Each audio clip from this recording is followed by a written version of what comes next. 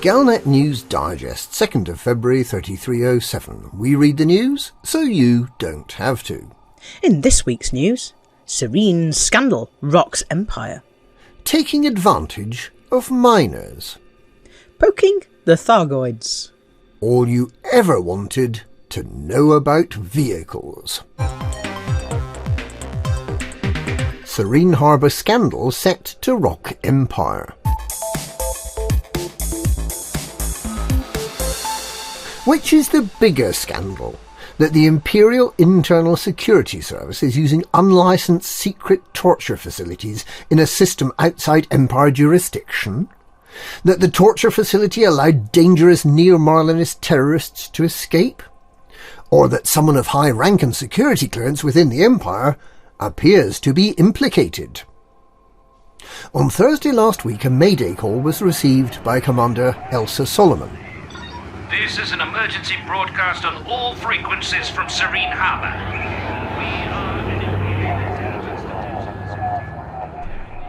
It was only a fragment, but it was clearly a distress call. A search was started immediately for the source of this mysterious message. There was little to go on other than that the source of the message was an uninhabited system within 80 light-years of Swoyles XX-D C1-30. A few hours later, a second intercepted message was reported. Welcome to Serene Harbour. 56 decimal, 4 latitude. Negative 8 decimal, 3 longitude. Theta 7. With thousands of commanders searching all the star systems within a bounded volume of 2.1 million cubic light-years, it was a relatively and surprisingly short time before the source of the transmissions was identified. By the time the second message was received, commanders were already investigating the now abandoned prison camp, which is in the RCRA sector AF-A D42 system, on planet B3. From the information left behind, it appears that a group of NMLA terrorists were transferred to the camp on Wednesday the 20th of January for secret torture and interrogation before a show trial and public execution back in Achenar. This group of prisoners, codenamed Theta, and particularly their leader Theta 7, is believed to be behind the NMLA Thargoid enzyme bomb-making factory in Federal System LTT-1935, a facility that has not yet been found. It seems highly likely that these were the terrorists who had previously killed the 9 martyrs of Kepler Orbital to save them from interrogation by the IISS. The group proved resistant to normal interrogation techniques, so some advanced equipment was ordered in. Early on the morning of Tuesday the 26th of January, as the shuttle carrying that neurosensory amplifier arrived, all the prison camp systems went offline, releasing the prisoners. But worse was to come. The Imperial Guard escort that arrived on the supply ship had also been infiltrated by the terrorists. They massacred everyone in the facility, guards and prisoners alike, except for the Theta group, who are believed to have escaped on the shuttle. This is a massively embarrassing incident for the Imperial Internal Security Service. Prison systems could only have been taken offline and the supply ship hijacked by terrorists if the IISS had been infiltrated. The very existence of an illegal torture camp is something the Emperor could not want to be publicly known. And known and highly dangerous terrorists have escaped from Imperial custody, creating concerns that more starports may be targeted by enzyme bomb attacks. Whichever way this plays out, it's undeniable that the Empire's illegal and unreliable torture techniques, coupled with treason from within, have once again put lives at risk. Taking advantage of minors. Several alleged cases of modern-day slavery have been reported, with new commanders forced to work for a pittance while their overseer makes a fortune from their labour. The story, as yet unconfirmed, is that new commanders are befriended by a more experienced commander, who lends them money to kit out a small mining ship with a short jump range. They are then lured onto the experienced commander's fleet carrier, who jumps to a remote system and forces them to mine void opals or painite or whatever the current fashion may be, and to sell the refined commodity to the carrier for a fraction of what it's worth on the open market. The indentured commanders cannot escape because they have no fuel scoop, and they end up making the fleet carrier owner rich, while they eke out a bare subsistence, having to buy all their outfitting and maintenance from the fleet carrier shop.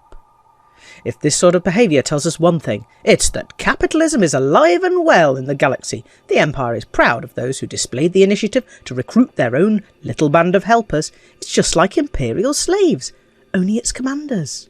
The Noobstranders are performing a useful service, giving the new commanders an important lesson in life about accepting sweets from strangers and about how the people who provide the labour are not the people who make the money. The Galactic Police have been informed of the registration numbers of 3 fleet carriers, but are powerless to act as no crime has been committed. So remember, kids, never take rides from strangers, especially if they give you a pickaxe and a hard hat with a light on it. Poking the Thargoids.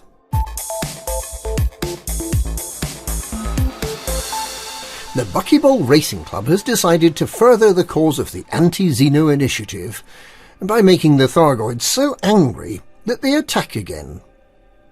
The way the tedious time trial tearaways plan to achieve this nail in the coffin of galactic peace is by encouraging its members to infiltrate the Thargoid surface bases, or crash motherships, or whatever they are, and scan the mysterious Thargoid structures at their heart.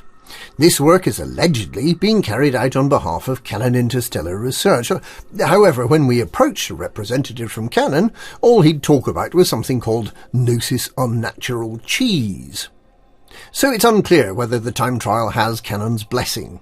It certainly does not have the blessing of Tharg the Mighty, and hostile her predictions are a certainty. The Buckyballers claim you need a Thargoid sensor to get into the Thargoid ground bases, which wasn't the case last time Galnet News Digest sent a reporter out to check. In any case, not collecting a Thargoid sensor to carry around will get you disqualified, and carrying one will make you an instant enemy of any Thargoids you meet. We'll see what fallout there is when the time trial finishes on Valentine's Day, 14th of February. We're predicting there won't be any love lost that day between humans and Thargoids.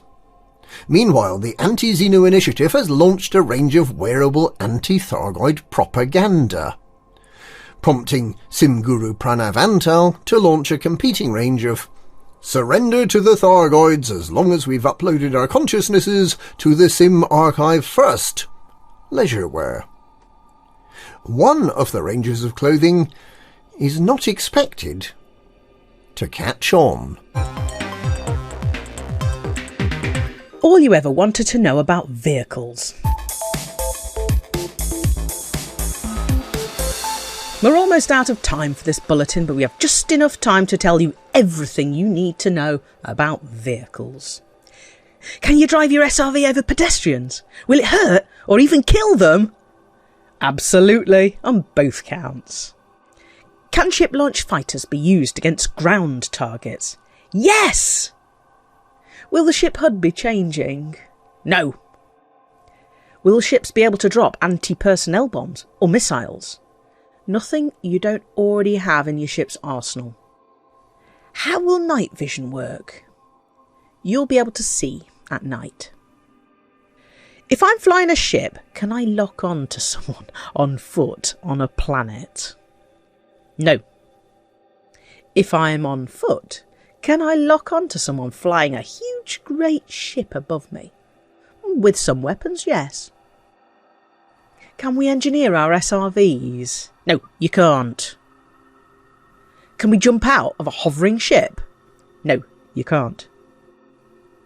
If there are 3 commanders in a ship, can one fly a ship-launched fighter while the other 2 land, and then one deploys an SRV and the other exits the ship on foot? Why, yes, that's exactly what you can do. Apart from the SRV, will we get any new sorts of surface vehicle? And that's the end of this week's Q&A. Join us next week for more detailed answers. And that's this week's Galnet News. Galnet News. We read the news so you don't have to.